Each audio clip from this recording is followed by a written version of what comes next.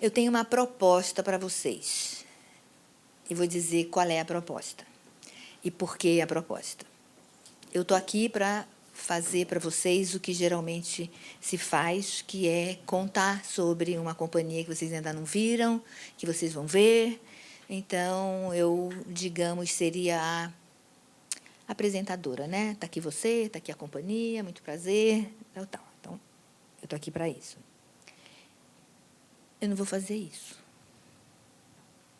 E vou dizer para vocês por que eu não vou fazer isso. Porque eu escrevo sobre cena faz muito tempo. Vocês estão vendo, né? Faz muito tempo que eu escrevo sobre cena. Já sou bem velha. Sou tipo uma dinossauro mesmo, assim, na crítica de dança. Morreu todo mundo, só falta eu, da minha geração. Verdade. Pode ver, historicamente é isso mesmo. Quem todo mundo começou junto, já só está faltando eu para acabar essa fase, de quem começou lá nos anos 70. Então, faz muito tempo que eu lido com cena, e uma das grandes preocupações de todo mundo que lida com espetáculos ao vivo é justamente comunicação do que acontece aqui com a gente que está sentada aí. Essa é a primeira preocupação. Antes mesmo de ter essa preocupação, que virou uma preocupação de responsabilidade, de inclusão, de formação de público, esses nomes todos aí, que são um pouco mais recentes, mas isso já faz muito tempo que todo mundo que está envolvido com o fazer da arte está preocupado com comunicação, né? E esse papel, que é o papel de alguém que tem a palavra sagrada, o que não tem, está esperando a revelação, eu já desacredito desse papel. Porque não adianta nada a gente ficar lendo Foucault, que fica falando em discurso de poder, sabe? E a gente continua fazendo a mesma coisa. Então, a proposta é outra. A gente fazer uma outra coisa que não seja... Eu não vou contar para vocês que companhia é. Olha, sabe por que eu não vou contar que companhia é essa? Porque eu não poderia contar que companhia é essa. Eu só poderia contar que companhia é essa na minha percepção. Só isso que eu poderia contar para vocês. Então, eu tenho a impressão que a gente pode fazer alguma coisa de construir junto em cima de certas informações, sobretudo porque nós hoje todos somos da turma conectada. E a gente sabe onde buscar informação. Você pode, a qualquer momento da sua vida, descobrir tudo o que você quiser sobre essa companhia, se te interessar. Se tiver um tempo aí na sua vida para isso. Você dá uma googada básica, vai lá no site dos fofinhos, descobre tudo que você quiser, ainda vê um monte de pedacinhos no YouTube, já deu para você fazer uma certa introdução. Então, essa cultura que a gente tem, que é a cultura do pedacinho, da informação que a gente busca sozinho, faz alguma coisa interessante com a gente. Interessante por um lado, desinteressante por outro, como tudo da vida, né? Um pedaço bom para cá, um pedaço não bom para lá. O pedaço bom é que essas informações estão disponíveis. As pessoas que estudam comunicação hoje, elas têm uma certa aderência a esse tipo de pensamento que é, por conta dessa facilidade de acesso, que também é média, essa facilidade de acesso, que é uma facilidade de acesso para várias pré-condições. Vocês sabem que, no Brasil, um pouquinho menos da metade da população já está conectada. Um pouquinho menos da metade. Então, nós somos já privilegiados, porque a gente tem luz em casa, dinheiro para pagar a banda larga, computador pessoal. Então, não é todo mundo, mas dessa metade, um pouco menos, que está conectado, eu imagino que vocês pertençam a essa metade. Então, quem está nessa metade aqui, o pessoal que estuda comunicação, tem chamado a atenção para o seguinte: a gente não precisa mais ficar guardando muita coisa, porque tem onde deixar essa informação que fica disponível para você. Eu acho que vocês todos já têm essa experiência de tentar lembrar o número de telefone, digamos, da sua mãe, e que você já não lembra mais, porque ela deve estar lá nos favoritos, né? Pode estar lá nos favoritos. Então, de repente, você... Porque falta hábito de precisar desse recurso de ficar lembrando. Para quem tem interesse, até tem um livro muito bacana de um desses caras dessa área da comunicação que estuda esse fenômeno que se chama delete, deletar, que explica aqui que coisa interessante que é precisar esquecer para poder lembrar, porque não tem espaço RAM aqui no cérebro, precisa esquecer para poder lembrar. Então, como essas informações estão disponíveis, a gente pode ir atrás delas, talvez a gente tenha alguma coisa mais interessante para fazer aqui em conjunto que não está no YouTube, que não está disponível no Google. Talvez a gente tenha alguma coisa mais interessante para fazer. E essa é que é a minha proposta. Por isso que eu não farei, peço desculpas ao Thor, eu não farei a encomenda, que é ser a tradutora para vocês do MTPA, porque eu não acredito nesse papel. Não, não. Não, né? Quer falar sobre uma coisa que vocês ainda não viram. Né? Vocês ainda não viram. Se vocês tivessem visto, a gente podia já partir das percepções aí.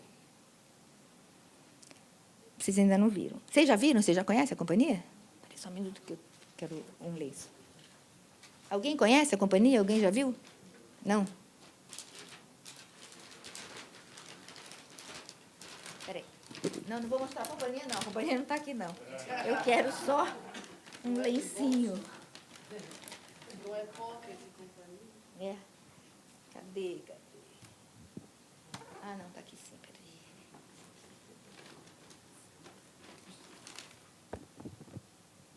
Tá.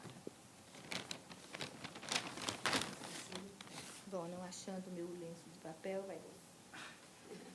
Você quer? Já achei aqui um lenço de pano das antigas. Então, a proposta é a gente fazer alguma outra coisa que é refletir sobre isso, refletir sobre essa questão, que é a questão do nosso contato com obra de arte.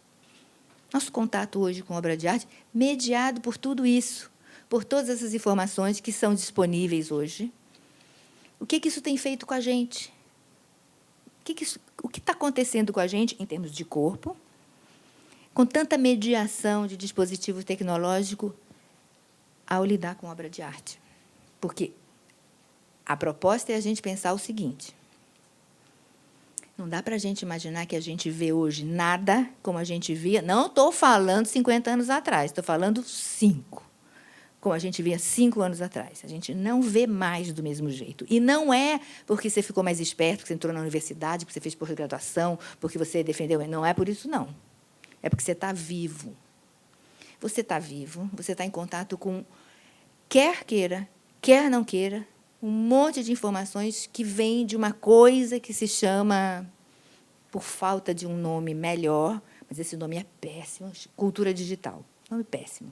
Mas, para a gente poder saber mais ou menos do que se trata, vamos começar com ele, que é esse mundo no qual a gente vive, mediado por todos esses dispositivos aí, de mobilidade, de conectividade em tempo real, etc., etc. Aconteceu alguma coisa com o corpo da gente.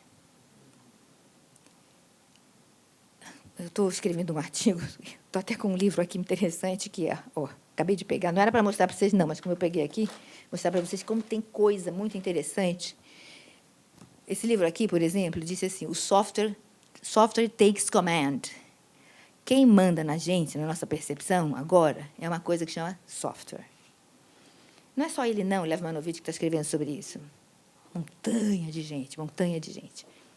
Para que isso nos interessa? Porque é o seguinte: na medida em que cada um de nós começou a usar esses dispositivos, o computador e tudo o que foi virando esse negócio chamado computador, à medida que a gente começou a fazer isso, as trocas com o nosso corpo, o jeito da gente começar a usar isso, e hoje aconteceu alguma coisa fundamental com a gente, fundamental com cada um de nós, que é uma habilidade de tomar conta de muita coisa ao mesmo tempo.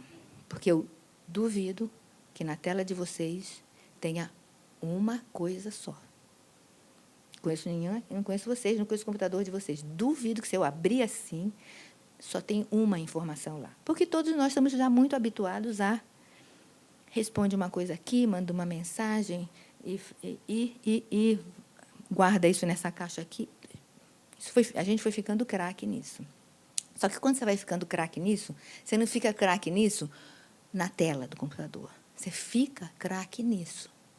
E quando você vai ver arte, você está craque nisso. Essa é a sua percepção do mundo. Que é do quê? Velocidade, simultaneidade, ubiquidade. Um monte de coisas que para a gente já são lugar comum, a gente não pensa nisso, não existe mais isso, já faz parte.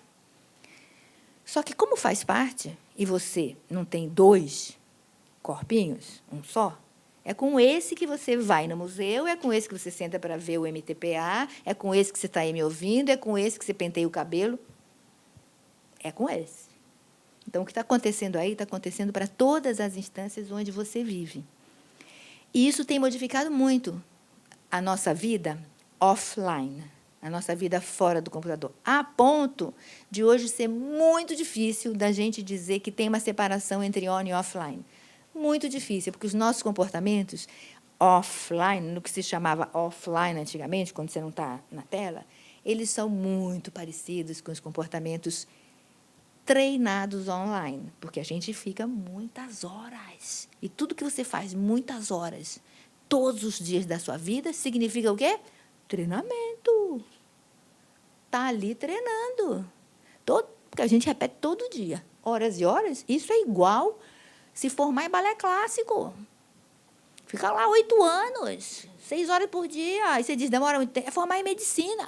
Demora, mas a gente tem já, quantos cursos de medicina a gente já tem contabilizando as horas no computador? Muitos. Dependendo da idade, muitos. Porque você está lá muitas horas, todos os dias, treinando o quê?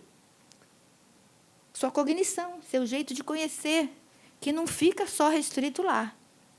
Vai para fora. E se vai para fora, é desse jeito que a gente conhece a arte.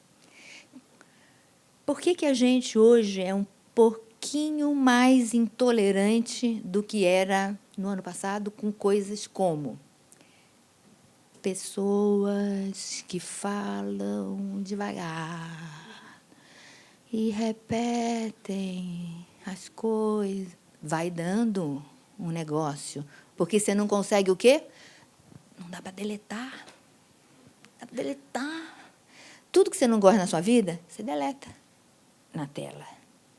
E essa autorização, porque nós estamos extremamente auto-autorizados para dizer o que é importante, o que não é importante, que o seu gosto, as suas opiniões são fundamentais, porque quando você diz curtir, isso é incrível, isso modifica alguma coisa, tanto que você faz questão de fazer isso. Então, nós estamos muito auto-autorizados por nós mesmos. No mundo, assim, das pessoas com corpos presentes, ainda não há uma completa isonomia, assim, uma coisa muito igualzinha de um para o outro. E vai dando um pouco de desgosto da gente não conseguir deletar todo mundo que a gente gostaria, que amofina muito a gente. Eu, por exemplo, gostaria de ter hoje deletado o atraso do trem, né? Passar por cima do que estava atrapalhando. Não deu, você vai ficando meio mais do que você ficava antes.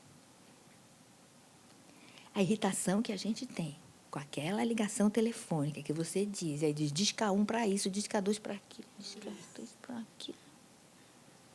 É praticamente insuportável, mas demora 4 segundos, 5 segundos. Mas 4 segundos, 5 segundos é muito tempo. Hoje, é muito tempo.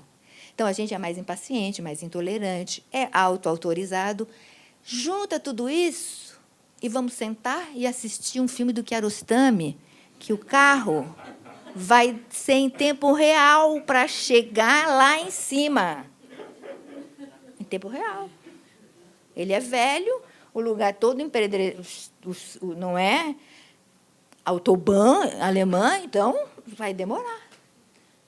Eu vou contar para vocês uma coisa que me aconteceu semana passada e que eu fiquei, que eu estudo esse negócio faz um tempo, estou estudando, sou professora de comunicação, não sei o quê. Estou lendo um livro do Amos Oz que eu não li, pulei, que é Conhecer uma... Acabei já. Mas estava lendo semana passada um livro do Amos Oz que se chama Conhecer uma Mulher. Não é um livro recente dele, mas agora tem até um novo dele. E eu me flagrei, sabe com o quê? Assim. esse livro acontece dentro de uma casa e tem coisas fora da casa, né? Então, eu estava lendo um pedaço muito bonito, onde o Amos Oz estava falando qual é a chegada das cores depois do inverno lá no jardim. Mas, dentro da casa, estava acontecendo um negócio importante para o livro. O que eu me flagrei? Tipo assim, pulando. Por quê? Cadê a ação? Aí, quando eu me flagrei isso, eu falei, nossa, o negócio está feio mesmo. O negócio está feio, porque se você não percebe, eu falei, se o cara escreveu isso, isso deve ter algum sentido. É realmente uma descrição escandalosa, se algum dia vocês lerem nesse livro, vocês vão ver, é escandalosa, é de uma preciosidade, tem tudo a ver com tudo, mas era uma pessoa dizendo das cores e das tonalizações das folhas acontecendo, esse tipo de mudança. Você leu? Eu já peguei assim. Você já se pegou também? Eu fiquei assustada. E ó, que eu tenho hábito de leitura, assim, mantenho regularmente hábito de leitura, assim mesmo, de literatura, tá? Mantenho, mas por quê? Porque o corpo é um só. Se você vai treinando muito uma coisa, essa coisa tende a ganhar estabilidade no seu corpo. Tende a ganhar estabilidade, quer você queira, quer você não queira. Então, você imagine você entrar para assistir qualquer coisa sem lembrar que quem está entrando para assistir é alguém desse mundo agora, que está acostumado a ser mimado, porque nós hoje somos pessoas muito mimadas, porque a gente deleta o que a gente não quer, responde o que não quer, mente desbragadamente dizendo não recebi, não vi, não chegou. São outros protocolos sociais. Tudo o que te desagrada, você resolve, a teu favor, claro. Você resolve. Nós somos pessoas muito mimadas hoje. Isso é o ápice do consumismo. Eu lido com tudo como um consumidor que senta e diz, me agrade. E quando a obra de arte não faz isso com você? A culpa é dela, né? Claro. Ela é uma porcaria, ela não presta. Não é você, claro que você presta, né? Claro. Mas é ela que não presta. Ela ou é ruim, ou ela é fria, ou ela é burra, ou ela é qualquer adjetivo que desclassifica uma coisa com a qual você não conseguiu entrar em contato, porque não te interessou, porque a sua percepção não lida mais com aquilo que não te interessa, desse jeito, que é o jeito do consumidor que está em busca do agrado para ser mimado, autoautorizado. Então, como é que aquela informação tem o direito de ficar me aborrecendo? Tem o direito de me fazer perder o tempo? Essa é a situação que eu tenho a impressão que é legal a gente ficar um pouco mais alerta, para que a gente possa não lidar com o MTPA, para que a gente possa lidar com toda e qualquer obra, seja um quadro, seja um vídeo, seja, inclusive com o MTPA, inclusive com ele. Isso. Então, é nesse quadro que eu gostaria de convidar vocês para a gente começar a conversar a partir desse enigma, por enquanto, para quem não conhece, que se chama MTPA, que eu posso dar algumas pistas para vocês, mas elas são vagas. E elas vão mexer justamente com essa coleção de informações que somos cada um de nós, e é uma coleção que está sempre em transformação, porque a gente está sempre em contato com outras coisas, essa coleção de informações vai mudando. E informação, essa que eu estou falando, não é informação só verbal e intelectual. É qualquer tipo de informação, a maciez dessa cadeira, essa luz, a tonalidade da minha voz, o gesto que eu acabei de fazer, isso tudo é informação. Tudo. Então, como são muitas informações com as quais a gente entra em contato a cada minuto da nossa vida, isso vai fazendo alguma coisa com o corpo da gente. Hoje, há uma incidência grande de um tipo de informação que vem do digital e que tem a ver com o software, que tem a ver com essa imediatez entre uma coisa que é para algo Porque essa é a diferença da lógica do software. Esse artigo que eu estou escrevendo é um artigo onde eu estou propondo que o corpo, agora, como tudo, é da lógica do software, que é uma lógica que regula todos nós, inclusive a produção de arte, que é uma informação para. Então, uma vez que é resolvido isso, o software só dá conta disso. E ele precisa dar conta só disso mesmo. E ele vai ficar obsoleto, porque daqui a pouco isso aqui já está resolvido e precisa resolver uma outra coisa. Então, esse fica obsoleto e não tem problema algum, porque ele é descartável mesmo. Aí aparece o próximo, que também é só para alguma coisa. E essa noção de que a gente tem muita facilidade para saber que o WhatsApp é só para o WhatsApp e que o Instagram é só para o Instagram, e a menor dificuldade em ficar migrando, porque a gente sabe que aquilo é só para aquilo e precisa funcionar para aquilo. Se aparecer outro mais legal, a gente imediatamente deleta esse e coloca outro mais legal para aquilo. Então, ou seja, nós voltamos a uma ética causal muito forte, que é do ser para, isto é para aquilo. Imagina a arte que já faz mais de não sei quanto tempo, um século e meio atrás, que já discutiu toda essa coisa da lógica da causalidade, que não tinha nada a ver, e a gente, com hábitos cognitivos cada vez mais treinados na causalidade, cada vez mais treinados nessa lógica de alguma coisa que precisa funcionar rápido, dando conta rápido. Tudo isso dentro da autoautorização, que sou eu que dou, porque eu comando tudo isso sozinha, da minha casa, do meu computador, com a ponta do meu dedo. Então, esses cidadãos, que somos todos nós hoje, quando vamos lidar com a arte, se a gente esquece disso, a gente provavelmente repete um comportamento muito nada a ver, porque não tem a ver mais com o jeito como a gente vê o mundo. E não é ver a arte, ver o mundo, a arte também. Então, como a gente está vendo a arte assim, talvez a primeira coisa seja dilatar esse entendimento de o que é ver arte. Como é que você constrói um olhar para isso? Como é que a gente vai construir aqui um olhar para ver o MTPA, que é uma companhia? Você imagina só o nome dessa companhia, que já é um nome esquisito para uma companhia, que é, né? As mãos, os pés e a cabeça também. Esse é o nome da companhia. Então, já tem alguma coisa a ver com um corpo aos pedaços, né? Que é um corpo entendido como pé, mão e cabeça. Quando vocês forem lá, vocês vão ver. Por que isso? Não vou contar, não. Quando vocês forem lá, vocês vão ver por que talvez os pedaços do corpo sejam realmente centrais para eles. Não vou dizer. Fica só com isso na sua cabeça. Por que é central entender o corpo assim, como pedaço? Vocês vão lá ver. Se a gente encontrar em outra ocasião, vocês me falam, depois disso aí. Então, tem lá esse nome. Como é que a gente lida? A gente só pode lidar com o MTPA, com qualquer coisa, fazendo perguntas. Jamais buscando resposta. Que é desconfortável, é. Porque falar é lindo, né? Vamos fazer perguntas, vamos buscar resposta, é bacana. Mas é muito desconfortável. Porque, justamente, eu estou muito acostumada a ser atendida. Quando eu falo com as pessoas, quando eu mando as mensagens, quando eu recebo, eu deleto o que eu quero, eu escolho, tudo do meu jeito. Então, estou muito acostumada a ser atendida. Então, quando eu não sou, é desagradável. Quando uma obra me convida a pensar junto, pior ainda. Eu quero ser agradada.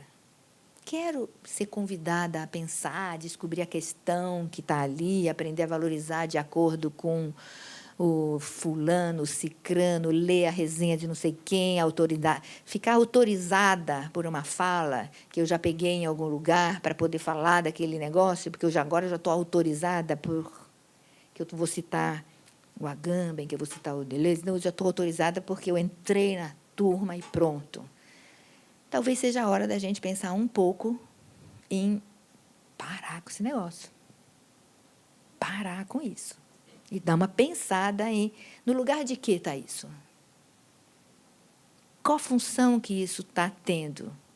Essa necessidade permanente. Não estou falando de vocês, estou falando de mim. Nós todos estamos no mesmo barco. Todos estão no mesmo barco. Qual é a necessidade das citações? Quando? A arte já discutiu citação no seu fazer.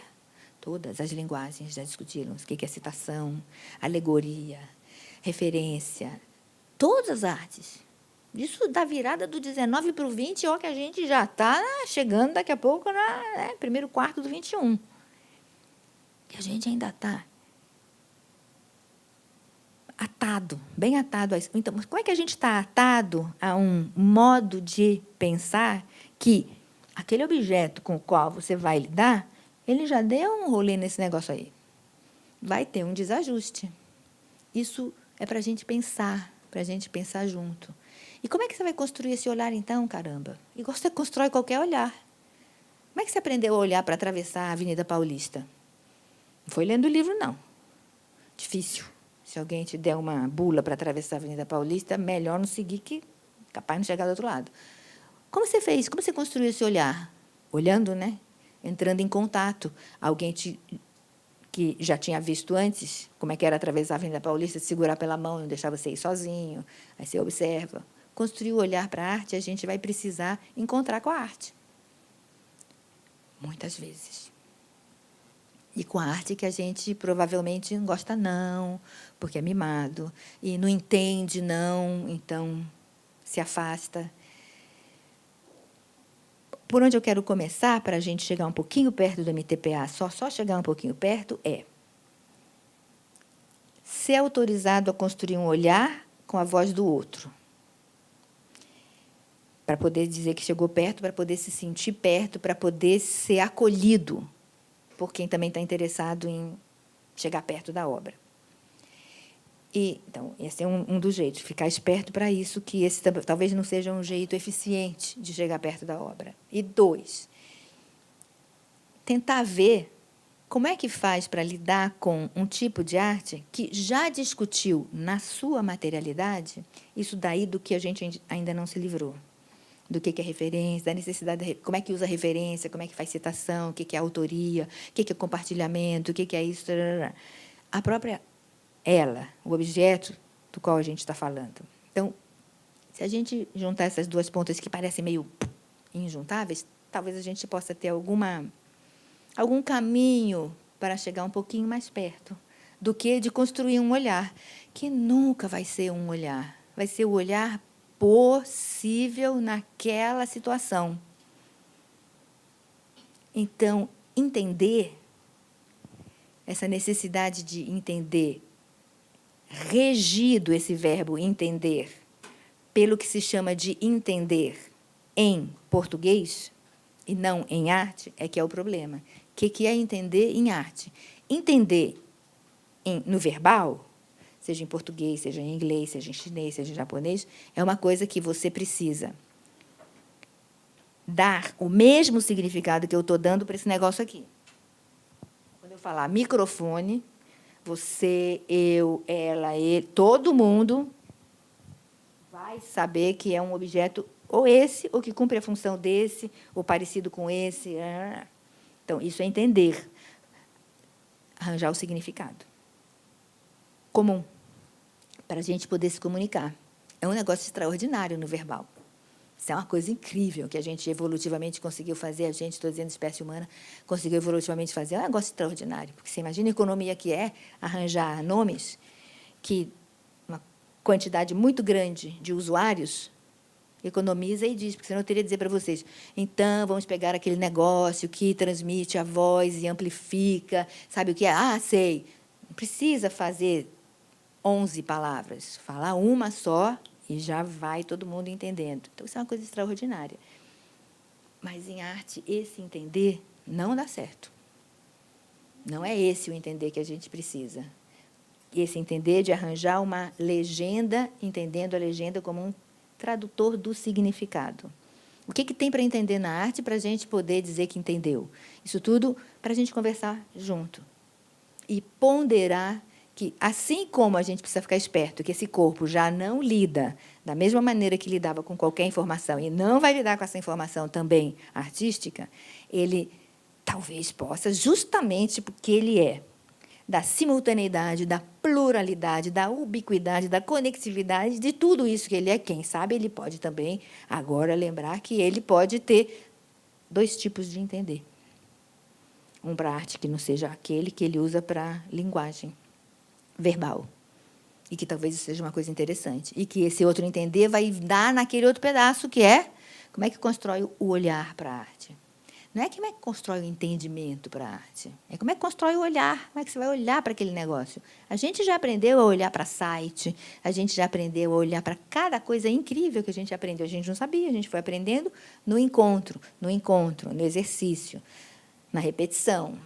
E com a arte a gente vai precisar fazer isso. Então, hoje a gente vai encontrar com uma companhia que ainda não se apresentou aqui. Mas a gente já encontrou com muita coisa que vai ajudar a gente a já ter encontrado com ela, antes de encontrar com ela. Porque o que é isso? Você já encontrou tanta coisa, você já viu tanta coisa na sua vida, que é isso que vai permitir você, quando você encontrar com essa companhia ou com outra, entender que você já encontrou com ela. Ou seja, não é que é meu Deus, de onde veio, caiu do céu, não sei o que é isso. Não, você sabe muitas coisas. Por que você sabe? Porque você não vai ser seu primeiro encontro de entrar numa sala escura, de andar na rua atrás de companhia fazendo alguma coisa na rua. Não vai ser isso. Você já viveu isso. E é com isso, com essas informações, que a gente vai o tempo inteiro reconfigurando essas informações, e isso é que se chama olhar. Aprender a olhar é só ficar assim um pouco mais assim, espertinho e rápido para juntar as informações que você já tem.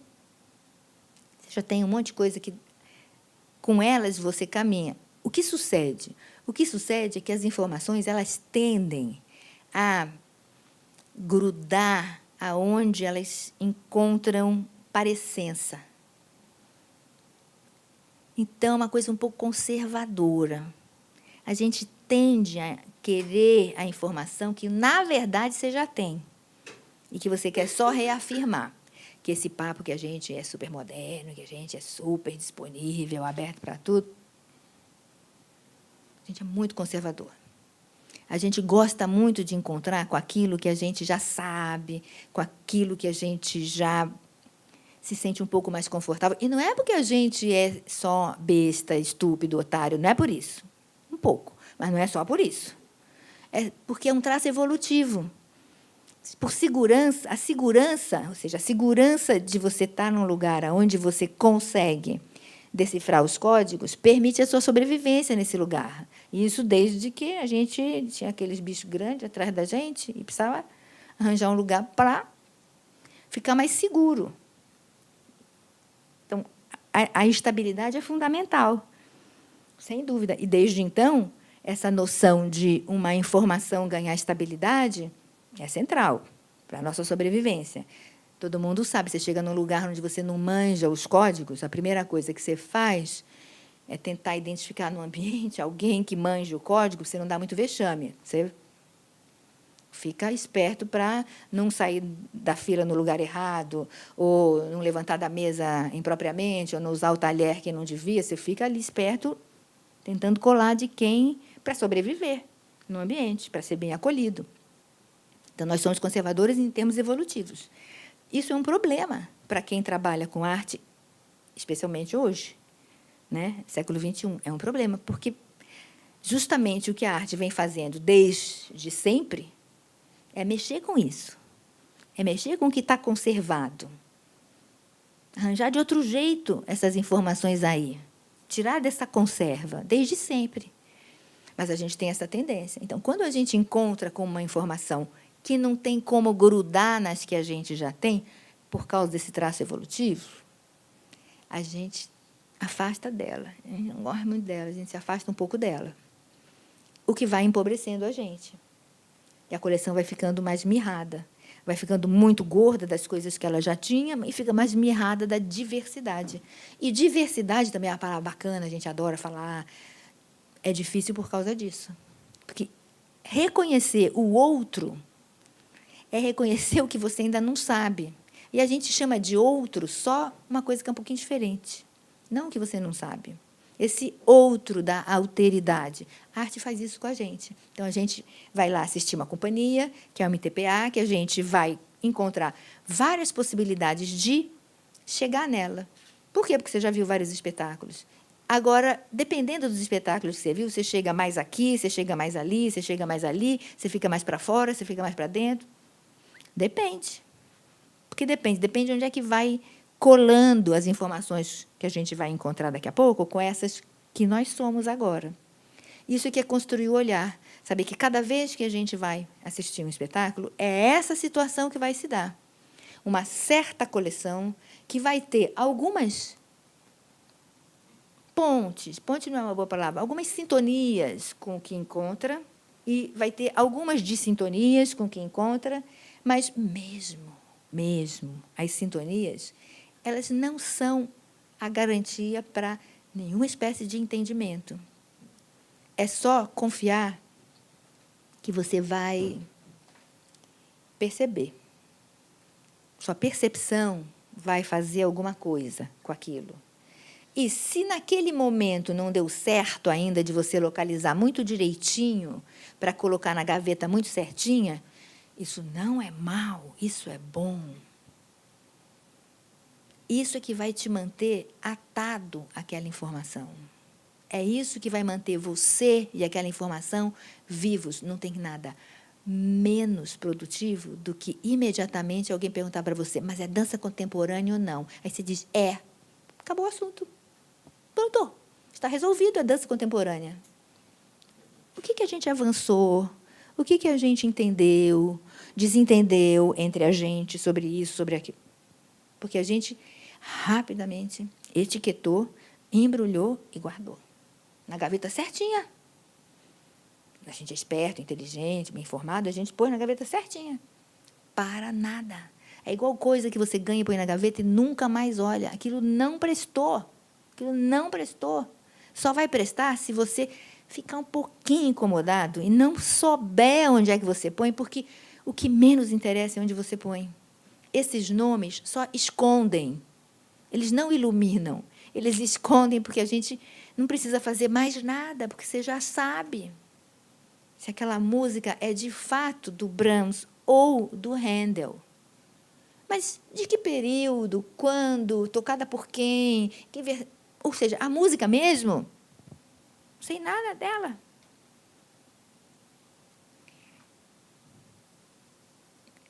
O convite é esse, para a gente tentar ir lá no MTPA hoje, assim, tentando ver o que a gente consegue ver entre as duas coisas que eles vão mostrar, lembrar desse nome, que deve ter algum sentido, uma companhia, colocar esse nome para si própria, para os seus trabalhos. Tentar, de cara, vocês vão reconhecer sintonia entre uma coisa e outra, entre um pedaço e outro. De cara, vocês vão reconhecer, porque a gente tem hábito de reconhecer desenhos coreográficos, espaciais, que remetem um ao outro. Isso, de novo, o que vai ser? É pior do que não reconhecer. Porque quando você reconhece, você diz, mas você viu que aquele pedaço é igual aquele ali? Você viu que lá tem aquele negócio assim, aqui tem aquele negócio assim, você viu que lá tem cadeira, aqui tem cadeira, você viu que ali tem luz, aqui tem duas, ali tem uma, você viu? Então, isso não é legal, porque isso a gente não chega na obra. Isso justamente a gente chega onde a gente já está. A nossa arrogância de sempre, de fazer os entendimentos. A gente não chega na obra. O interessante é tentar ficar com a pergunta. É igual mesmo? É cadeira no mesmo sentido, uma e a outra? É cadeira, mas é mesmo? É a mesma coisa? Cadeira? Cadeira é sempre cadeira? Luz é sempre luz? Esse nome é a mesma coisa em arte para tudo? Quando você fala luz em português, é o mesmo nome, um nome para essa coisa só. Mas será que em arte é a mesma coisa? O mesmo serve para designar o mesmo fenômeno equivalente? Ou seja, valendo igual, com a mesma valência? Possivelmente não. Então, esse é o convite. Eu não vou continuar falando, porque eu quero ouvir o que vocês acham desse convite, porque vocês disserem, Helena, não queremos nada disso. Conta aí para a gente o que é o MTPA. Aí eu dou o endereço para vocês no site, vocês vão e vem tudo. Tá? É um convite para a gente conversar um pouco sobre construir um olhar para alguma coisa que a gente não viu, mas que a gente já viu coisas parecidas e pode fazer esse exercício de construir o olhar, lembrando que a gente vive nesses tempos que a gente gosta muito de falar, que são tempos das novas mídias, das novas tecnologias, tudo novo. Então, cruzar um pouquinho tudo isso e ver até onde a gente está a serviço da lógica do software quando a gente senta e assiste teatro, dança, circo, performance, assiste espetáculos ao vivo. Até onde a gente está a serviço dessa lógica, essa lógica causal, essa lógica do isto é para alguma coisa, até onde a gente está aprisionado. É para abrir a conversa.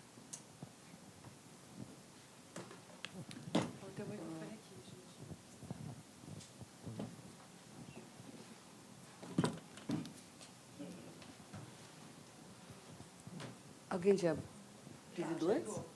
Já ligou. Não, eu pensei, eu dispensei e voltei a pensar agora que você falou no final, com mesmos olhos, ver dança, performance, teatro e circo. Porque, no começo, eu pensei, será ainda mais difícil com as artes do corpo, com as artes cênicas? Mas aí você citou um livro que tem um tempo completamente lento, que é, né, a descrição das cores na chegada do inverno, um filme que o carro vai no tempo real. E aí, então, minha pergunta não faz sentido porque já está respondida. Não é pior com as artes cênicas, né? Esse delay. A nossa dificuldade Com os tempos. Exatamente. É igual. Mas agora, no final, você falou os olhos de olhar dança cigana. Então, volta, talvez porque elas... não sei. Será ainda pior para as artes do corpo? Eu não sei. O que vocês acham? Não sei. Será? Eu acho que para livro hoje é muito mais complicada a concentração. Você conseguir ficar no livro, acho que as performances ainda te envolvem mais, porque você está ali todo... Você vê uma peça de teatro num filme, é uma coisa muito chata. Alguém filmar uma peça de teatro, uma performance de circo, de dança, é muito entediante, porque eu acho que é uma performance muito viva, ao vivo, e que te envolve muito, em muitos sentidos. Você está ali escutando a música, vendo o cara se mexendo. Eu não sei, é tudo muito envolvente. Já o livro, ele está ali. Eu não sei explicar, mas eu acho que ele é mais quieto. Você precisa fazer uma força maior para não se dispersar. E eu não sei, eu ainda sou de uma geração ainda mais recente que tem uma dificuldade tremenda de não olhar para o lado e falar, puta, mas que barulho foi esse? Deixa o livro, vou olhar o Facebook, sei lá. Eu acho, não sei, eu acho que é isso. Porque são hábitos cognitivos, ou seja, como você já nasce num mundo onde a imagem está muito hipertrofiada, está muito em todo lugar, está espalhada por tudo que é lugar, e gerenciando as nossas formas de conhecimento, a imagem que foi ganhando, por causa das telas, ela foi ganhando uma proeminência imensa. Então, evidentemente, para você, o livro é muito quieto mesmo. Você imagina para uma geração onde o livro era muito... uma geração onde encontra no livro que toda a possibilidade de imaginar, de fazer no ritmo da pessoa, de ler, de voltar, de não sei o quê. Porque são temporalidades de corpo diferente.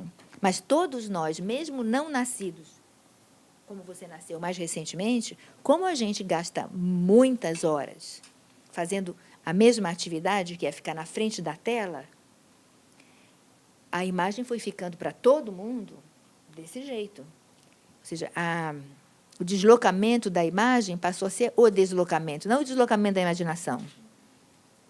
Você imagina o livro, o rádio. O rádio era uma coisa extraordinária, porque no rádio você imaginava até como é que era o cara que estava falando, porque não só tinha voz, como só tem a voz, né, até agora. Então, era uma coisa assim... Ai. Agora, depois que você tem, todos nós temos, associado voz e imagem, a gente começa a sentir um pouco de falta nas outras mídias, nos outros suportes, nas outras mediações, de coisas que vão ficando mais parecidas, porque o corpo é que vai pedindo. Então, a gente vai pedindo do livro uma aceleração que não dá, porque a linha não sobe, é parada mesmo. Que uma simultaneidade, né, muito grande. Porque são hábitos cognitivos. A coisa mais difícil da gente se livrar é de hábito cognitivo, porque a gente funciona por causa deles. Eles é que fazem a gente perceber o mundo de um jeito ou do outro. Então, se a gente está muito mais acostumado com velocidade, etc, etc. É claro que você imagine uma pessoa que mora numa cidade de 10 mil habitantes. A Avenida Paulista é uma coisa horrorosa para essa pessoa. E para a gente, você nem atravessa na faixa, porque você, pronto. Você sabe que está errado, que não devia, mas você está com pressa. E você sabe que não vai acontecer, porque você já tomou conta do motoqueiro, se vem, se não vem, porque você está, porque você mora aqui. E o seu corpo dá conta disso. E o outro corpo não dá conta. E você, quando vai passar mais do que 3 dias na cidade de 10 mil habitantes, você diz, não acontece nada. Não acontece nada. Porque, claro, que as coisas estão acontecendo, não há percepção de que elas estão acontecendo. Porque acontecer, esse verbo, ganhou outra coisa. Então, imagina isso tudo assistindo arte. Então, eu não sei, ou seja, você está dizendo, onde tem o corpo, está acontecendo lá, e tá. E quando o corpo está devagar, sentado, quieto, aí fica parecido com o livro. Não é? Que aí já não está acontecendo muita coisa. Uma coisa é você imaginar, vou ver um espetáculo de dança da Deborah Coker, onde está todo mundo fazendo N passos, subindo, descendo, pará. Uma outra coisa, você diz, aí eu vou ver um filme do Kiarostami, onde não está acontecendo desse jeito o acontecimento. Embora tenha movimento, mas ele é lento. Embora tenha acontecimento, mas não é esse tipo de acontecimento. Treinar o olhar para uma coisa que hoje em dia não vai. A gente está treinando menos em casa. É. Em casa, a gente está treinando menos. Então, a gente tem que saber que é com esse corpo que a gente vai assistir. E que isso causa alguma coisa. Você tem que contar com isso.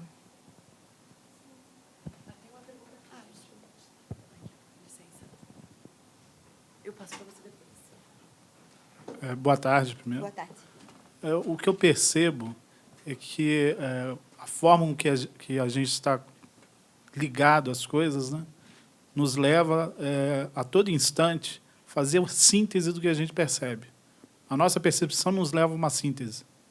E o convite que você parece que nos está nos fazendo é um convite à reflexão, uma amplificação do sentido das coisas, né? Como você diz, luz na questão verbal é uma coisa, gramatical é uma coisa. Mas no contexto artístico, luz tem um outro sentido, né? Que ao refletir você consegue perceber esse sentido. Só que aí entra aquela questão, no mundo instantâneo, fast, né? Como se diz, né? Que a gente vive. Como refletir? Como caminhar para um momento de reflexão? Autoautorizando-se. Você tem que se autoautorizar a fazer uma coisa assim que você não está acostumado ainda. Porque é voluntário, né? Você precisa se dispor a. E refletir não é assim, agora eu vou refletir. Não é zen budista. Vou lá para a montanha. Refletir é assim. É no bate-bola mesmo. Ou seja, você fala um troço, eu falo um troço, você. Então, seria um diálogo dialético. Refletir é construir junto alguma conceito. coisa que pode virar um conhecimento, pode não virar um conhecimento, sei lá eu. Mas tanto faz. Mas refletir é a gente abrir um pouco mão das referências com as quais a gente constrói o nosso discurso. A gente tem que continuar estudando, lendo todos esses caras, sem dúvida nenhuma. Mas não usá-los do jeito que a gente vem usando. Mas refletir sobre o que você fala, o que eu falo, me mobilizar a gastar 3 segundos sobre o que você está falando. E, quem sabe, se eu comecei a gastar 3 segundos, ou seja, foquei, prestei atenção, esses 3 segundos vão me levar para associar com alguma coisa, e aí eu trago para você, aí você nega, diz, não, Helena, nada a ver. Aí você me diz outra coisa, e aí nós vamos. Isso que é refletir. Como refletir? Encontrando com o outro. A gente não reflete sozinho. Quer dizer, a gente só faz isso hoje em dia porque a gente reflete. Me, myself and I, né? Então, no isso computador, aí, né? É o... Até dá para repetir. Não precisa ser literalmente outra pessoa. Pode ser a obra de arte, o teu diálogo com a obra de arte, ou talvez até com o computador, mas acho que é um estado mesmo, né? De... A gente é acostumado a fazer isso e sintetizar. Mesmo na obra de arte, numa leitura, num texto. Porque tem que ter o entendimento. Sabe? Entendimento. Eu gravei uma coisa para a Globo News muito engraçada na sexta-feira, que era assim, um programa aqui de dança contemporânea. E aí eu falei, tá bom, tá, uma pessoa conhecida de muito tempo, de longo tempo atrás de jornalismo, que trabalhou comigo no Jornal da Tarde, em 1977. Não dá para dizer, não, fui lá gravar. Quer dizer, eles vieram lá gravar. Aí, era assim. Aquelas perguntas tradicionais de dança contemporânea, eu sei que ela é assim. Agora, por favor, Helena, em uma frase.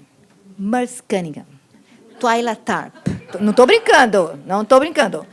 Uma frase para Merce Cunningham, uma frase para Twyla Tharp, uma frase para Pina Bausch.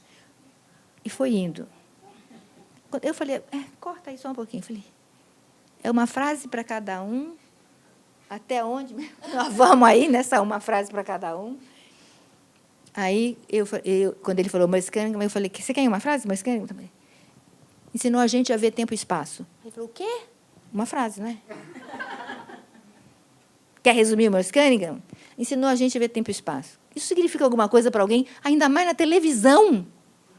Para um telespectador de Globo News, ver tempo e espaço? Não, claro que é nonsense. Evidentemente, eu falei, se é uma frase, para ser assim, rigorosa em termos acadêmicos, é isso. Mas porque tem que resumir. Porque a pessoa que tem que estar sentada em casa, ela tem que, em uma frase, saber o Merce Cunningham. O que ela vai saber do Merce Cunningham em uma frase, em 10 frases? Ela tem que ver muitas vezes aquele negócio. Não tem jeito, tem que ver isso daqui. A frase pode dizer alguma coisa se você dizer assim, está vendo aqui, ó? Tá vendo esse cara fazendo isso? Ó, tá vendo que ele foi para cá, tá vendo que ele foi para lá? Ó, aqui tempo, aqui espaço. Aí o cara vai entender. Senão, não. Vai entender o quê? Que está acontecendo uma coisa no tempo e no espaço, só isso, ele vai reconhecer. Então, tem mesmo isso. E a gente está muito treinado a querer a síntese do entendimento. Ou seja, a gente pede, rapidinho, me conta. Não conta tudo isso. Faz o resumo aí. Não, conta aí. Tá bom. E deu no quê? E deu no quê? Twitter? Nós estamos tweetando tudo, né? Cada vez mais. Não, eu nem sei agora se faz sentido, porque foi para outro lugar. Mas a gente começou a falar do tempo, e aí eu pensei no que você estava falando do novo também, dessa coisa de que tudo tem que ser, que nós vivemos nas novas tecnologias, né, nesse mundo das novas tecnologias, novas mídias, tudo novo, e também como que isso acaba entrando na arte de que sempre tem novo. Então, qual a relação do espectador com este novo, que é eu quero ser surpreendido o tempo todo. Então, eu sento na cadeira e, de repente, isso eu já vi. Que é o contrário, um pouco o extremo oposto disso que você está dizendo, dessa nossa coleção que vai criando essas associações, essas sintonias, e que aí a gente vai ressignificando tudo. Né? É o extremo oposto, que é já vi, já sei. Não, outra coisa, me surpreende. E aí nem a Deborah Coker pendurando gente, nem pode, não tem mais o que fazer, assim. Aí esse anseio, assim, eu sinto que às vezes a sensação que eu tenho para compartilhar, já que a gente está falando de como sentar na cadeira para assistir, é que é como se tivesse que sentar, tirar não sei explicar, a sensação é de tirar uma espécie de véu, assim, não sei se seria essa palavra, para poder encontrar. Mas a gente não consegue tirar nada. É muito difícil, né? A gente vai com tudo. A gente não consegue nem chegar no lugar, assim, essa noção de presença, essa palavra bacana no teatro, a presença. A gente não consegue estar presente no espetáculo, assistindo. Difícil, porque, como a gente está muito habituado a muita coisa ao mesmo tempo, então, uma referência que você vê naquela coisa, você já saiu dali, já tem que voltar. A outra referência, fora quando você se desinteressou e aí você já começou a pensar que, nossa, não dei comida para o cachorro, ai, meu Deus, e aí tem que pagar não sei o quê, que eu esqueci, pronto. Fora isso. Mas, mesmo quando não é isso, dentro da própria obra, você vai saindo e entrando. E é assim mesmo, é saindo e é entrando. É saindo e entrando, porque a gente não tira nada, a gente vai lá como está. Então, mas aí, por exemplo, aqui, eu não sei, eu imagino que aqui tenha bastante gente que trabalha na cena também, vários atores ou dançarinos. E a gente estuda muito como estar em cena presente, né? Não pensar na comida do cachorro enquanto você está dançando ou enquanto você está atuando. E aí, treina muito, né? Treina muito para fazer isso. Treina muito para estar presente ali, fazendo aquilo. Então, que treino é esse para estar aqui, nesse outro lugar? Acho que a gente precisa fazer um pouco. Lembrar que a gente precisa, se a gente tiver vontade, né? Se a gente tiver vontade de encontrar a obra, se a gente tiver vontade de estabelecer um olhar, construir um olhar. E construir esse olhar é construir... O que é construir um olhar? É ser capaz de reconhecer. Não é categorizar, etiquetar. Isso o especialista faz. É da responsabilidade do especialista. Mas é saber olhar para o negócio, que é saber reconhecer. O especialista precisa saber se é referente a isso, aquilo, todas as gavetinhas, todas as coisas. Eu tenho que saber essas coisas de dança, obviamente. Eu trabalho profissionalmente com isso. Eu tenho que saber. Mas encontrar com a obra não é mediado por isso aqui.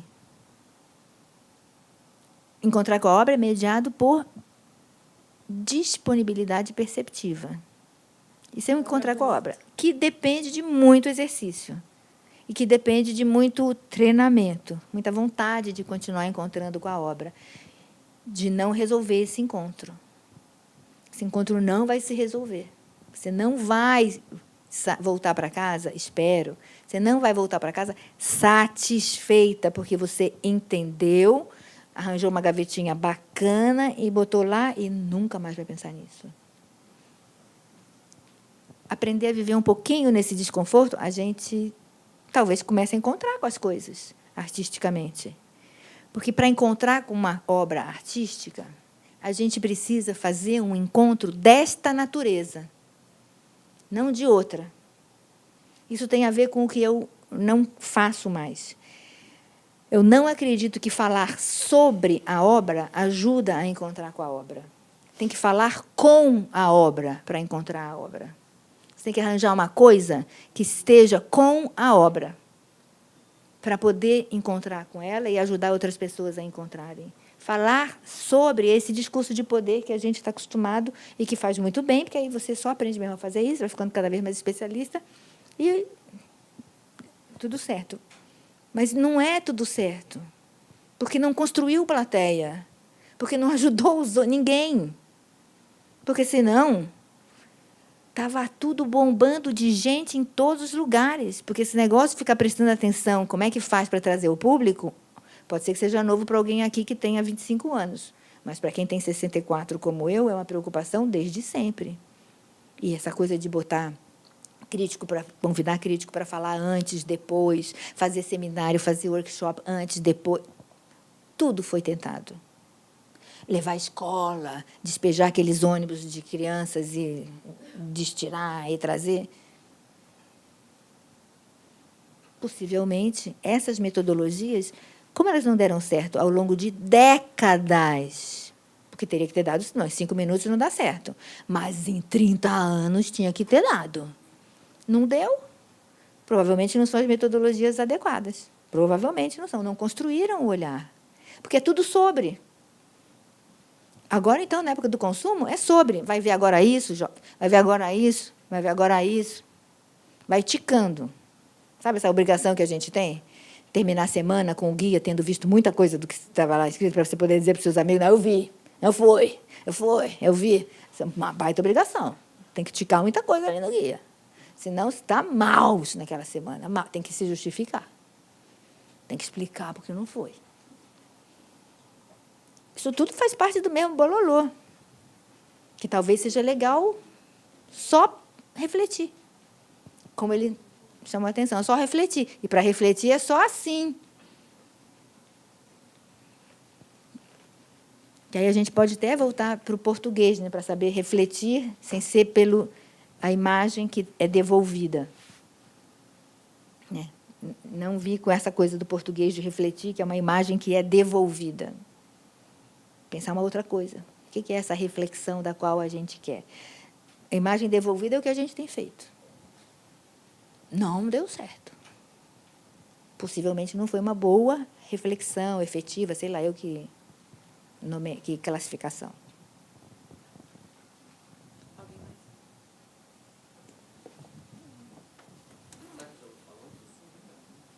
Eu fiquei pensando muito nessa nossa discussão também.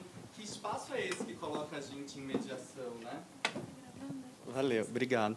Que espaço é esse? Né? A gente está falando desse encontro, né? Que espaço é esse que permite que a gente se encontre? A gente está falando do desconforto. Eu lembrei do projeto da Lina Bobardi para o teatro do Sesc Pompeia, em que ela coloca no projeto que as cadeiras são desconfortáveis para você estar ali, né, vivo, assim. De coluna reta. Tá de olho, não está no seu conforto, já pensando na morte da bezerra, né? Você tá ali. E como é político também, né, esses lugares, a construção desses lugares, talvez a gente romper com o palco italiano tem a ver com isso também, né, de poder propiciar que essa mediação aconteça, esse encontro aconteça de forma mais próxima, né, que o espaço cênico também não vire essa tela, né? A gente tão acostumado com essa relação eu e a tela, o espaço cênico às vezes vira uma tela, né? Você está ali, está presente, mas às vezes se você é como se estivesse vendo uma tela também, você não está tão interagindo tão vivo com aquilo, né? Mas a tela também, você não pode fazer isso com a tela, coitada. Com a tela é igual. Tem que construir o olhar da tela, que vai ser diferente do olhar da cena. Porque senão, coitada da tela, só porque não. Mas a gente não invade Qualquer a tela, artista né? visual. Como não? Você invade Mas com a sua percepção. Sim. Sua percepção é que invade a tela, invade a cena, e invade o filme, invade o computador. Você invade, sim. A gente invade. Isso que você está chamando de invade? A gente invade.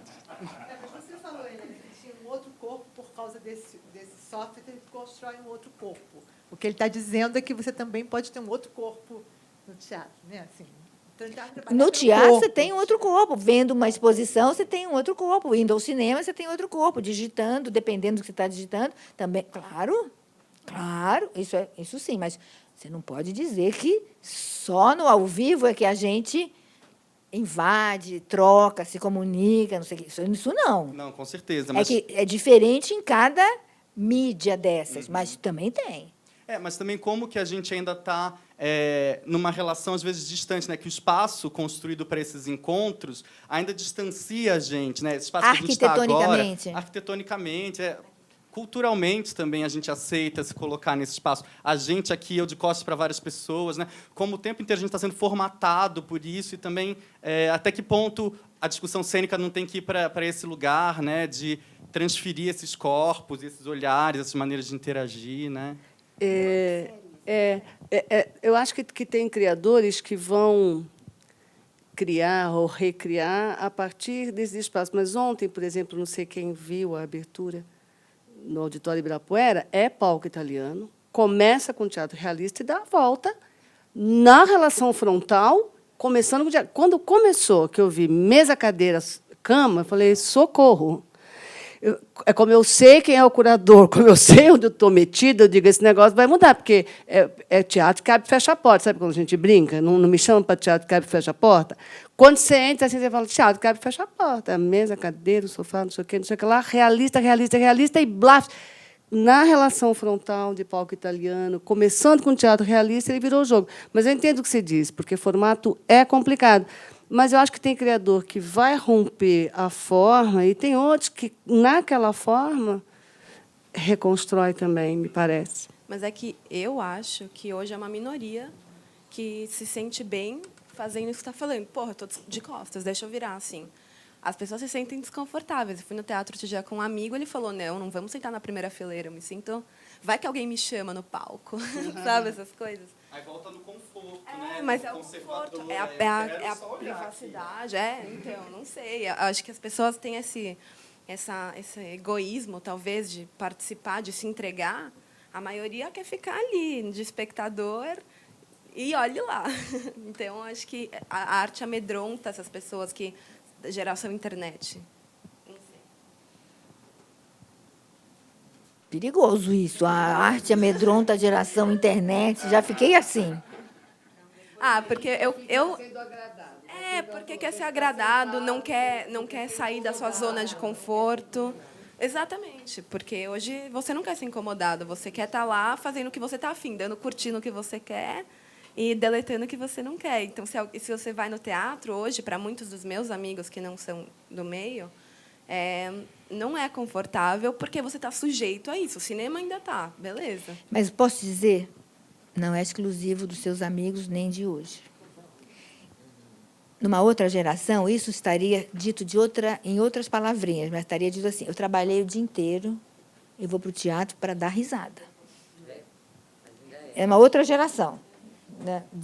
Também a zona de desconforto, por exemplo, ela se sentiu desconfortável quando ela encontrou o palco italiano e a salinha ali, porque ela já está formatada. Exatamente. O preconceito, tipo, isso é aquilo. Exatamente. E ela quer uma zona de desconforto que já virou também uma outra categoria. Então, assim, acho que a grande dificuldade mesmo é a angústia do desconforto. Porque essa é terrível, quando você não sabe, não entende, e está entrando lá e está sendo mobilizado por alguma coisa que nem você processou ainda, a tendência da gente é preservação, lógico. Eu acho que a gente lida um pouco com isso, né? Com a ruptura, para depois se reacomodar numa outra coisa, para aí a gente ir mexendo um pouco. Mas fazer, como você falou no comecinho, fazer o discurso da angústia e do desconforto é lindo, mas estar Viver. nela é horrível. É horrível. Agora,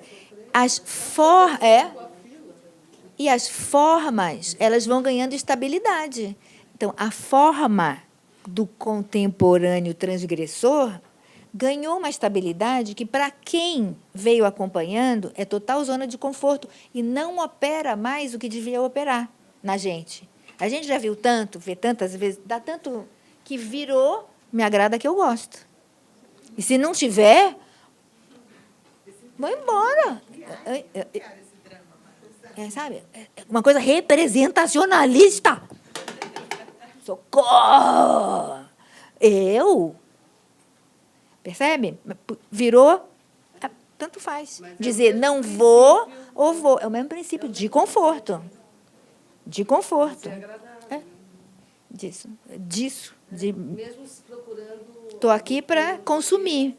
Isso reforça a sua fala, como é importante a gente construir um olhar, tentar trazer tudo isso, mas com tudo que a gente tem, tentar construir aquilo junto, com, né? Tentar encaixar, tentar ir com. É difícil, né? Você assumir a própria oscilação, né? Você fica ali meio que brigando. Não, agora, então é isso. Não, te derrubaram disso. Isso é bem... É um estado... O Debate fala isso, que tem vários tipos de espectador, né? Ele fala, esse espectador companheiro, que ele fala que é aquele que comparte o pão, que a ideia de companheiro vem disso, partir o pão, né? O parceiro. Então, você repartir o pão. É difícil. Muito difícil, muito difícil. Também porque todas essas noções de compartilhamento, de junto, essas palavras, junto, compartilhamentos, essas palavras viraram todas outras coisas já. São todas outras coisas difíceis da gente... Não é que elas estragaram, elas viraram outras coisas, normal, as coisas se transformam. Não é bom nem ruim, é assim. Mas a gente tem que tomar cuidado com o uso disso, para não ficar escondido atrás, como se tivesse tudo resolvido, porque eu sou do compartilhamento, eu sou do junto. De qual junto? De qual compartilhamento? De qual desconforto? De qual interesse em investigação? Qual? É dar um passinho adiante, faz favor, sabe? É uma coisinha dessa. Eu queria fazer só uma observação. Que eu estou achando bem interessante a questão das tags. Então, por exemplo, quando a Helena falou que você estava falando da geração internet, já tinha isso com outra formatação. Isso é uma coisa que vem me chamando bastante atenção ultimamente, porque, por exemplo, quando a gente fala a geração da internet, o que significa isso? Também é uma tag. Ou então, a gente não está acostumado a lidar com a tela. Então, passa toda uma coisa não gosto dessa palavra, mas por falta de outra história mesmo da comunicação. Porque, por exemplo, em 84, o filme do Cronenberg, o cara entrava na tela.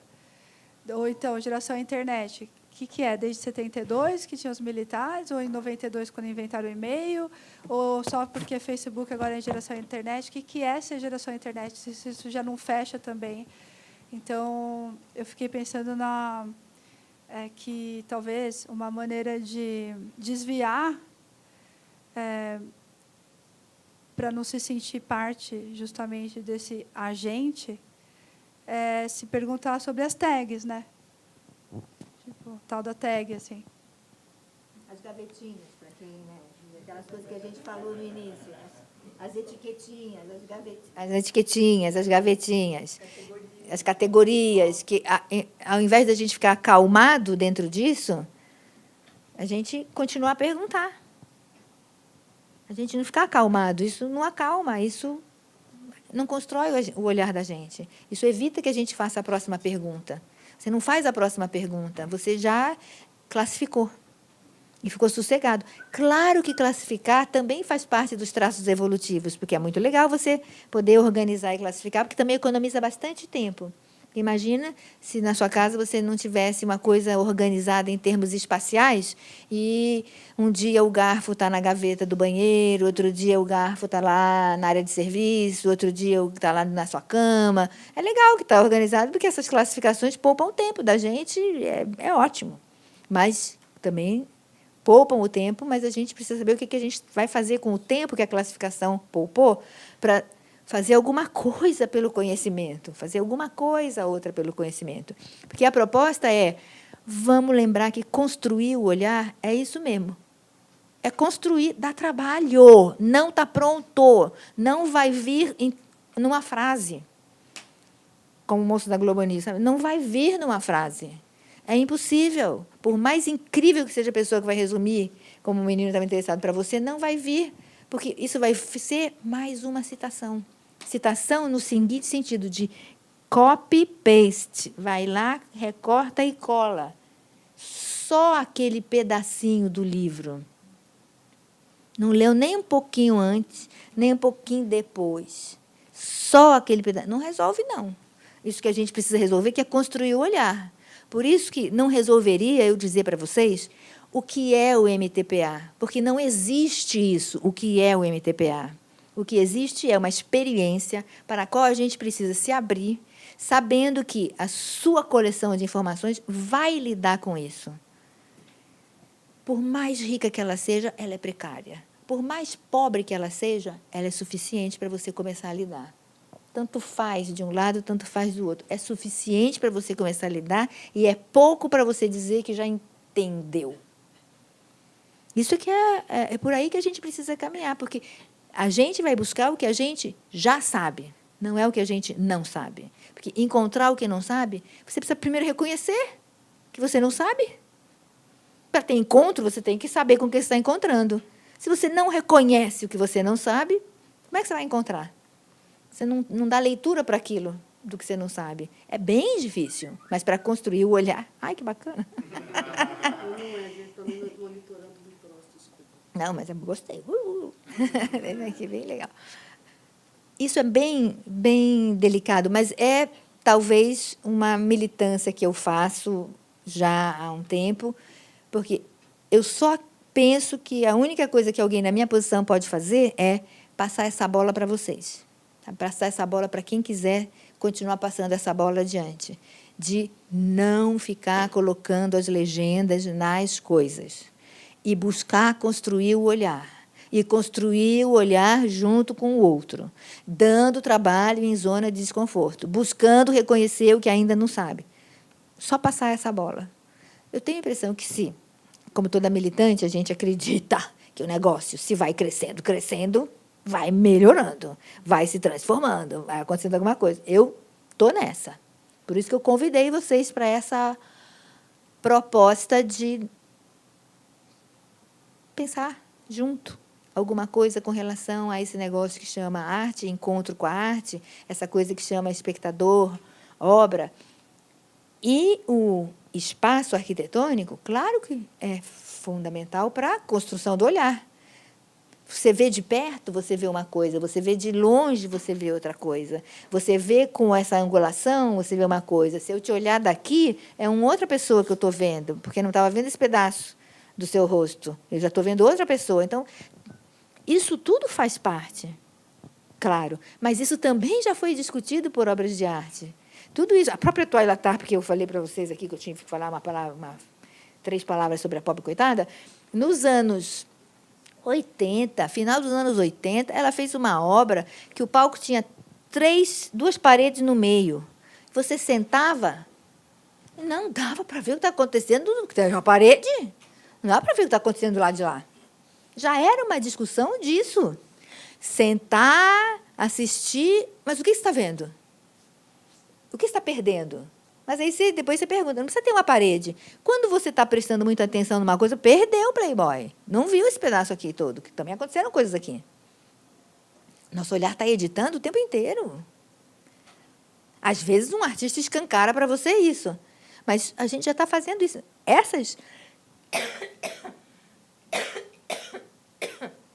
Isso é que a arte faz legal com a gente.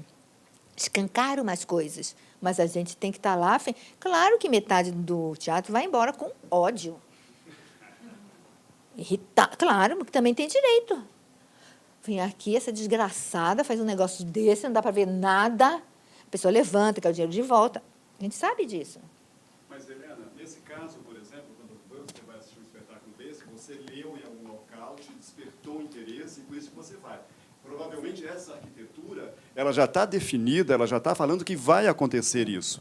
Então, quando você não vai com esse pressuposto, não é um exercício de estilo Raymond Queneau, você já vai sabendo que, dependendo de onde você vai sentar, corre-se o risco, há a probabilidade de você não ver tudo, ou de você não ver quase nada, não importa. Então, eu entendo essa sua preparação do olhar, e eu acho que ela é fundamental. Então, hoje, eu vou sair daqui agora correndo para ir para a fila para tentar assistir o MTPA, né?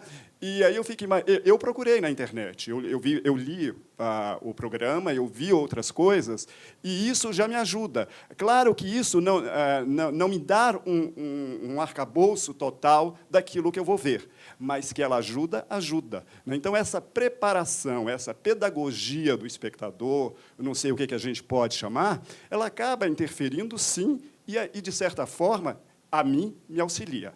Né? Então, ela ajuda nessa minha criação do espectador. Então, tem uma cadeira de rodas, tem um rapaz que não tem uma perna, papapá, tem os músicos que estão em cena e de onde eles são, e que isso me dá um contexto, não me dá o formato, não me dá... Mas, então, vamos aí, por exemplo, ele está falando coisas que são do MTPA. Tem lá, os músicos estão em cena. E os músicos... Então, tem uma informação. Os músicos, eles tocam alguma coisa de canção popular da Tunísia e da canção grega clássica. Está com essa informação. Você vai lá, você vai ouvir a música, você vai dizer, a Helena falou, está aí. O negócio aí deve ser tunisiano, o negócio aí deve ser grego clássico, está aí, os caras estão tocando esse negócio aí. Aí você diz, isso me ajuda. Mas isso ajuda exatamente ao quê? A você ouvir melhor a música, porque você ficou sabendo que ela é grega clássica e da Tunísia? Porque estou te perguntando porque eu tenho dúvida até onde isso realmente faz isso que se chama ajuda ou isso atrapalha. No sentido que pode ajudar ou atrapalhar. Atrapalhar o quê? Atrapalhar a construção do olhar. Que você poderia fazer isso depois. Você ouviu aquela música e disse, nossa, aquele negócio parece com música que do Oriente, árabe, o que parece aquilo? Deixa eu ver de onde é esse negócio aí. Mas aí é a liberdade do espectador. Né? E eu acho que a gente está falando geração e geração, sei lá o quê, e você hoje tem essas informações. Então, por que não utilizar dessas informações? É claro que... Claro que é para utilizar mesmo. E eu acho que hoje nós somos, não somos espectadores especializados, né, num sentido mais amplo que poderia ter da palavra, mas que você tem acesso a uma série de coisas que vai interferir nessa sua fruição. Com certeza. Ontem, quando eu fui assistir o espetáculo do Castellucci, eu estou vivendo aquilo com os meus pais, que enfim, cadeira de rodas, tudo aquilo. Na hora que eu me peguei fazendo aquilo, mas tem os 10 minutos anterior que não acontece, entre aspas, nada, e acontece muito, isso foi na sexta-feira, eram alunos, a maioria das pessoas que estavam ali era de escola. E era muito interessante você perceber que... eu já tinha visto outros espetáculos do Castellucci, de como eles estavam completamente dentro daquilo, no sentido de se deixar levar. E eu me deixei levar, apesar de ter tido outras experiências, de assistir Hegel, enfim, assistir outros trabalhos dele, e que, naquele momento, eu consegui fazer essa coisa de não vou pensar, porque não é o comparativo, né? Mas tendo já a vivência, a experiência, isso interferiu na minha fruição e depois no que eu vou conversar com as pessoas sobre aquilo, por exemplo. Sabe por que eu te fiz essa pergunta? Porque assim, é sempre essa preocupação de, sabendo que aquela música é da Tunísia, se isso me leva a ver, construir o olhar, ou seja, tentar descobrir o que é isso lá, materialmente, na hora que está acontecendo, se isso, de fato, ajuda ou se isso já é um anteparo, que aquela materialidade toda, eu não vou precisar me haver com ela, porque eu já sei. Então, eu encaixo a materialidade no que eu já sei. Então, a materialidade desaparece um pouquinho, me dá menos trabalho do que tentar me haver com a materialidade. O que está acontecendo materialmente ali? Por conta de como eu trabalho bastante com dança, corpo, então me interessa bastante o que está acontecendo. Não interessa tanto o que o artista escreveu no folhetinho. Eu não leio nunca antes. Nunca. Porque eu quero ver... Mas isso é... Você pode ler antes, você pode ler depois. Nada a ver. É porque eu faço esse exercício comigo. É um exercício. Eu quero ver o que está acontecendo. Eu não pego... As pessoas disseram, matéria... E não é brincadeira, eu não li. Não li por... Cuidado, não li. Vou ler só quando eu chegar em casa. Quando chegar em casa, eu vou ler. Porque eu quero sempre, porque eu estou fazendo isso comigo. Ver se eu me encontro com a materialidade daquilo, porque já tem tantas referências ao longo da vida de coisas que eu vi, que essas informações, é com elas que eu vou caminhando. Depois, essas informações, ou seja, por isso é que está lá. Eu vou saber quando, onde, por quê, que data, se veio antes, se veio depois, tudo, especialmente porque eu sou profissional, vou precisar saber mesmo, porque eu não sei, estudo o máximo possível. Mas, primeiro, esse encontro com isso que eu estou chamando do que está ali acontecendo, sem legendas prévias. Já tem muitas, porque, como eu já vi um monte de coisa, já vou com um bando de legenda, já vou com um bando de significados, já vou. Já basta esses que a gente não tira quando chega no teatro, não tem como. Para tentar ver se dá para, de fato, fazer um exercício que é construir com o que está ali, com o que está se apresentando. Claro que a gente ouve falar muita coisa, as pessoas dizem, né? Você já sabe, você vai ver um espetáculo do Thor, não tem como não ter tudo do Thor que você já viu e tudo do Thor que você já ouviu. Então, isso já tem. Então, eu não quero saber exatamente daquele, a legenda daquele, mas eu já estou caminhando com tudo isso. Como do Castellucci, já vai caminhando com tudo isso, porque isso está disponível, não começou ontem. Então, é isso. Eu não tenho posição, não leia antes, não busque a informação antes. Nada disso. A minha preocupação é só, buscando antes, buscando depois, se dê a chance do embate com aquela matéria. Porque há um embate. aquela materialidade. Ou seja, sem imaginar que você já é o vencedor. Você está lá, você já desvendou tudo, você já sabe tudo, você já leu a crítica de fulano, você já viu que não sei o que apareceu no jornal tal, e no New York Times, e não sei o que lá, você já sabe tudo. Então, você está empoderado. Não tem importância, fique empoderado, mas mesmo empoderado, se permita um certo embate com a coisa, que é um confronto.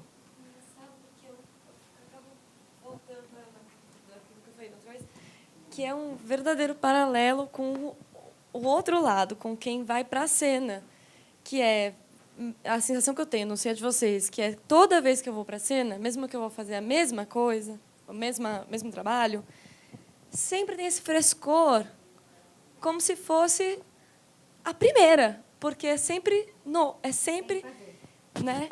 É sempre isso, assim. E aí a gente está aqui falando, eu estou falando, gente, mas é exatamente o mesmo lugar, assim, né? De conseguir encontrar o outro.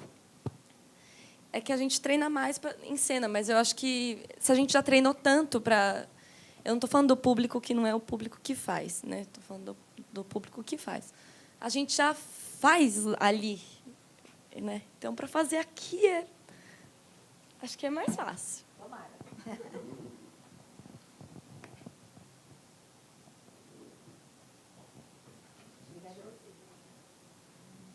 Alguém mais deseja? Hã? É isso? Então, gente, obrigada. Super obrigada. Depois vocês me... Oi? Só dar um recadinho antes de fechar. Não, a Sônia está lembrando, gente, quem quiser justamente ver o MPTA, como as entradas elas são disponibilizadas 1 hora antes, apesar de estar super pertinho do Centro Cultural, mas, enfim, precisaria, quem de fato quiser ver hoje, talvez, né, ir se dirigindo para... Porque eu dei que eu queria um convite a mais, já disseram que não tem. Tá começando, né? Não, para cota de convidado não tem mais, mas para público geral tem, mas já está começando uma fila, então... Obrigada. Obrigada, Helena. Tchau, super obrigada. Obrigada, Tó, super obrigada.